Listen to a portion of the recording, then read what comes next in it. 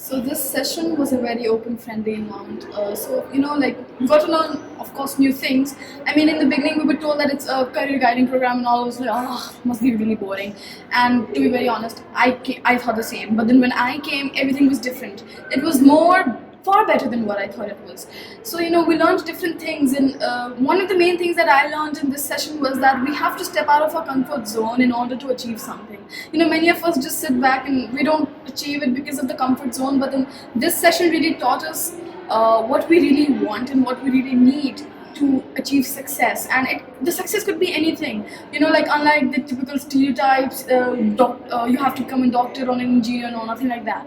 Be whatever you want to be, but make sure what you want is clear and how you have to go there is clear. So this session taught us a lot of these things, and it was a really good. It was a really good experience because it was an interactive session. And the ones who were mentoring it they were really amazing. It was a good session. Yeah.